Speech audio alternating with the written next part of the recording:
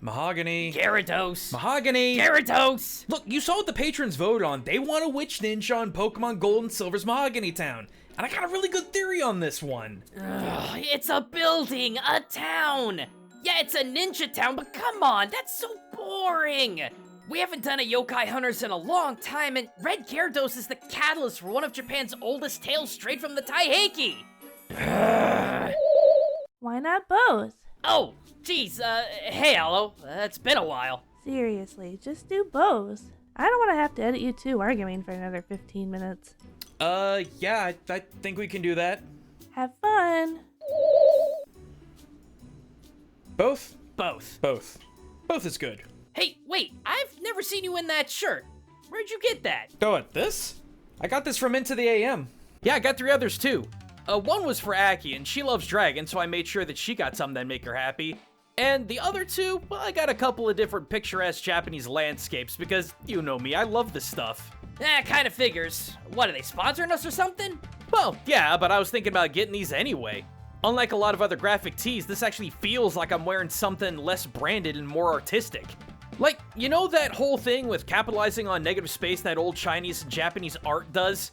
Well, it meshes really well with the base color of the shirt. Plus, they're light and lightly colored, so I'm not gonna roast in the Texas sun, thank goodness. Wait, some of these glow in the dark? Yep, there's a lot of neat designs that Into the AM has. And they got a lot more than graphic tees, too. Say you need something a bit more basic or collared? They got it. Need new pants? They got that, too. So, yeah, if you want to pick up something for yourself, hit up my link in the description and get 10% off your order. Absolutely gets my seal of approval. Alright, so, you ready for me to start talking about Mahogany Town and Pokemon Gold and Silver? It is what the people voted on, after all. Alright, fine. Just don't eat up too much time, okay? I got a lot of stuff to go over. So, Pokemon's Mahogany Town. On the surface, it seems pretty basic. Like, even in the remake, there's only 2 non-Pokemon related domiciles. And one of them, yeah, that right there is pretty sus. But any fan of Pokemon knows what's going down. Team Rocket's got an underground base using this tourist trap shop as a front to develop radio wave signals that can force Pokemon into evolution. So what the heck does that have to do with ninjas? Well, if you're a Pokemon fan, you're also well aware that each region in Pokemon features mirrors to a real-world location. And when it comes to Silver and Gold's Johto region, well, while Red and Blue's Kanto region is based off of Japan's Kanto region, Johto is based off of Japan's Kansai region, with in-game cities like Goldenrod City being based off of Osaka's bustling modern Cape Town aesthetic, complete with the Goldenrod Radio Tower, which I want to say is based off of the Osaka Tsutenkaku Tower. Or you've got Ecruteak City, the, quote, historical city, very obviously being based off of Kyoto. I mean, just look at this architecture, this is Japanese through and through. But what about the sleepy little Mahogany Town? Where in Kansai is that based off of? Well, based on the fact that the town is described as a, quote, home of the ninja, as well as being just south of the biggest lake in the Johto region, looking similar to Japan's biggest lake, Lake Biwa, Mahogany Town is Koka without question. Some may say Iga, but I argue it's Koka based on its proximity to Biwa / the Lake of Rage. And I don't mean to adjust my glasses at you all, but I would know, I lived a stone's throw away from Koka in Mie Prefecture for 2 years. Anyway, if you're more of a diehard Pokemon fan, you might already know this and say, Gaijin, we know this already, what the heck is interesting about this connection? Well, that would be the aforementioned Team Rocket hidden base. Because while we can determine Mahogany Town's geographical real-world inspiration, the only thing that is of moderate unique interest in this town is the narrative of Team Rocket doing Team Rocket things right here. But the key thing about all this is that Team Rocket is using a hidden location that, quote, was originally used as a base for ninjas that once resided here. And that gave me pause because surely this couldn't be coincidental. If I've learned anything about Pokemon, it's that their inspirations run deep. So, I gave it some thought and actually came up with a half-decent theory. Team Rocket's hideout in Mahogany Town is inspired by the Koka Ninjutsu Yashiki, or the Koka Ninja Mansion. Now, these days, the Koka Ninja Mansion is mostly a tourist hotspot, a secondary ninja attraction a few miles to the west of Koka's Ninja Village, but the kicker here is that this ninja mansion is not something built new. From my understanding, this mansion itself is over 300 years old and was the HQ for the Shinobi family of Mochizuki Izumo no Okami. and it is the only remaining ninja mansion in Japan that actually had historical accounted ninja living in it. And not just that, but the Mochizuki clan were the family head of the Koka from 794 to 1185. That is some pedigree right there. So, knowing that and turning back to Team Rocket's hideout, what do we know about it in-game? Well, it's built on a tourist hotspot in the modern day, though in-game it's more of a souvenir shop than a historical experience site. But the other thing is that the rooms and halls of the hideout were used as a, quote, base for ninja that once lived there. Like, that's so one-to-one, you can't tell me that they're not related. But hang on, cause I'm not done. The whole thing about the Team Rocket hideout is that, while it looks like a single-story building, it's actually 3 floors deep. Now, look back at the Koka Ninja Mansion. It looks like a standard 1-story building, right? Well, guess what? It's 3 floors deep! While Team Rocket's HQ hideout is far more modern with all kinds of high-tech surveillance and the electrode power transmitter in its halls, the Koka Ninja house is still full of its old Shinobi tricks. Multiple hidden rooms, pit traps, trick windows, and the traditional Donden Gaishi walls. And that's just the first floor. The second floor has a super low ceiling that would prevent individuals from using larger weapons, like spears or swords. You know, the things that samurai used all the frickin' time. And from there, you got a rope ladder to get to the ground 3rd floor that's hidden away by a fake floor using tatami mats to hide it. A secret subterranean entryway camouflaged by a fake floor. I wonder where I've seen that before. And down below, there are all different kinds of nooks and crannies that Shinobi could hide in and ambush from. So, yeah, I don't know if anyone else has pointed this out or not, or even brought up this theory. Lord knows I couldn't find anything about it in the various Pokemon wiki sites, but I believe 100% that the secret of Mahogany Town is deeply rooted in one of Koka's most popular tourist attractions. If Team Rocket was real and was to set up in Japan somewhere, the Koka Ninja Yashiki seems like a solid place to set up shop. You done boring the audience? Hey, I thought it was interesting. Well, maybe, but not as interesting as a 21-foot-tall rage dragon!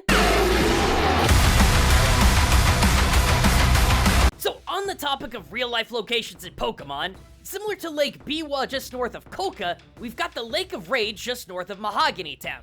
And for real, you cannot convince me that the Lake of Rage isn't Lake Biwa. Never mind the similarities, I mean, just look at the shape of these two lakes.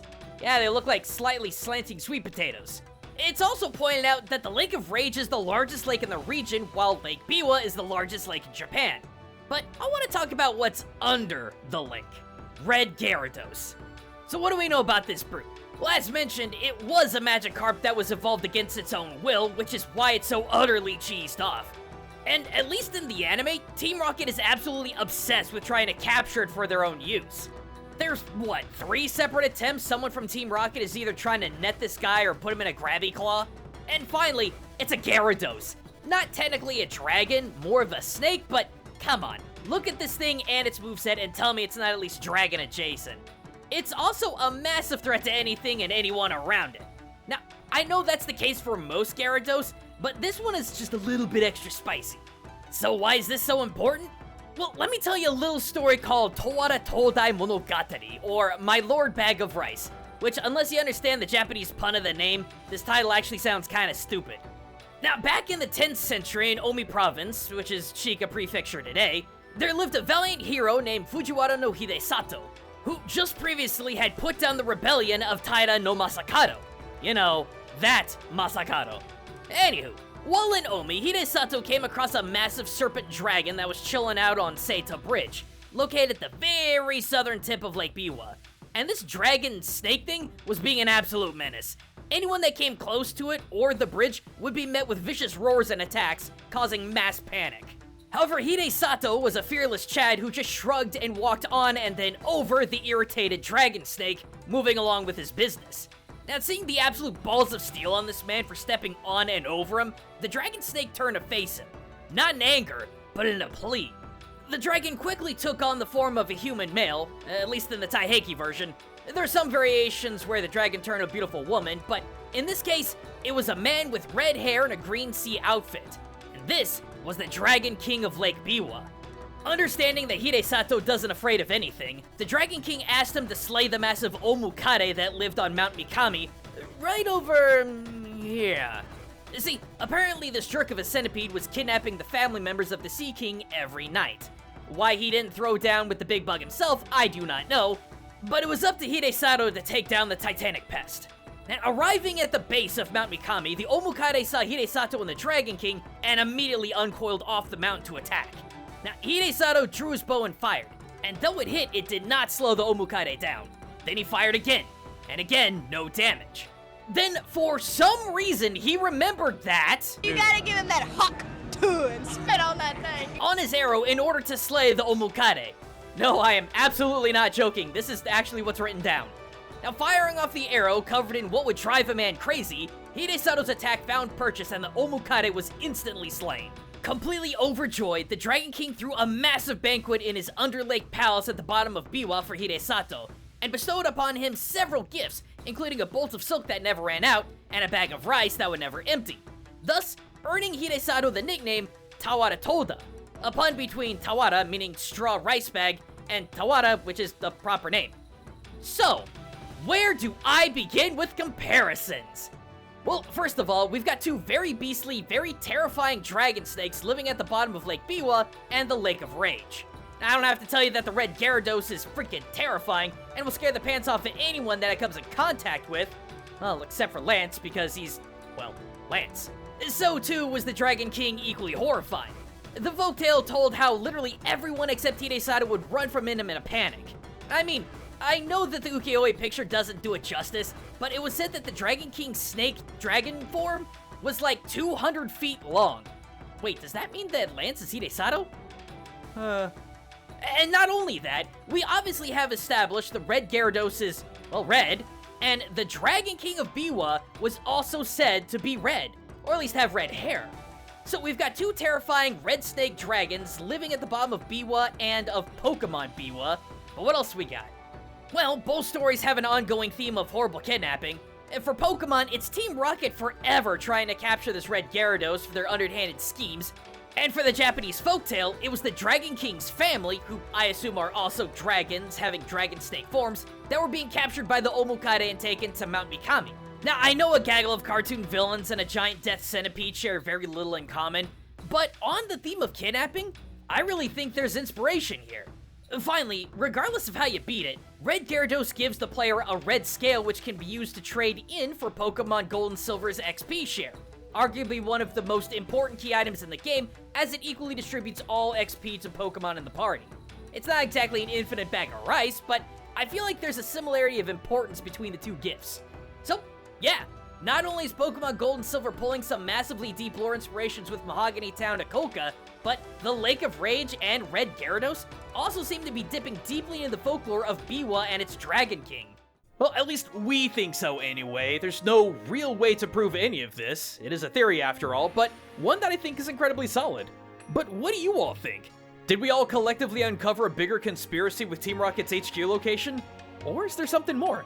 Let us know in the comments below, and speaking of scenic Japan and dragons, thanks to Into the AM for sponsoring us this time around.